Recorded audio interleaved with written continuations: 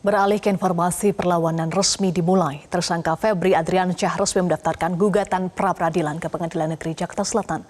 Sekaligus menantang penyidik untuk membuka asal-usul emas 74 kg dan uang ratusan miliar yang disita dari rumah Sentul, Jawa Barat. Namun Kejaksaan Agung memilih tidak terpancing dan memilih fokus memperkuat konstruksi kasus dan penelusuran dugaan pencucian uang.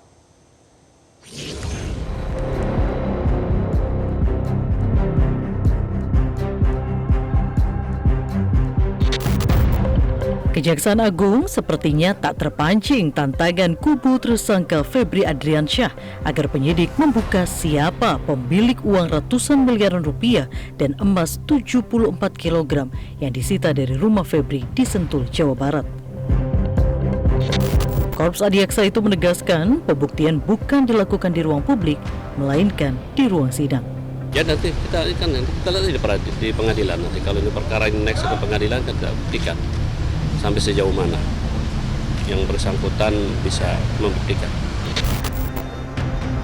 Sembari menantang Kejaksaan Agung, Febri Adriansyah memulai perlawanannya dengan mendaftarkan pra-peradilan ke Pengadilan Negeri Jakarta Selatan. Langkah hukum Febri itu tak mengejutkan, karena sejak awal bekas Jampitsus itu selalu berkelit atas keterlibatannya di kasus yang awalnya disidik kepolisian. Untuk menguji proses penanganan perkara dari aspek hukum acara pidananya dan juga dari aspek administrasi dalam proses penyidikan. Kenapa? Karena sebuah proses hukum itu baru bisa disebut proses hukum yang benar kalau dilakukan dengan cara-cara yang benar sesuai dengan hukum acara. Jadi konteks utamanya adalah mari kita sama-sama menguji bagaimana proses penanganan perkara untuk Pak FA ini. Nah, tentu saja di hukum acara nanti ada detailnya, teknisnya. Yang diuji adalah upaya paksa yang sudah dilakukan dan seluruh dokumen hukum yang terkait dengan hal tersebut. Penyidik Kejagung sejauh ini terus memperkuat konstruksi kasus Febri melalui pemeriksaan saksi hingga penelusuran aset.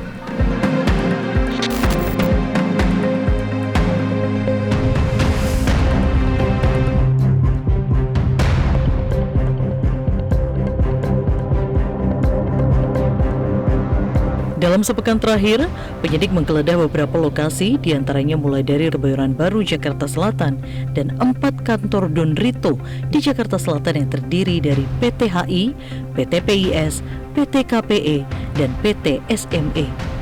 Keempat perusahaan itu diduga digunakan para tersangka sebagai tempat money laundering, menyamarkan uang dan aset hasil tindak pidana korupsi.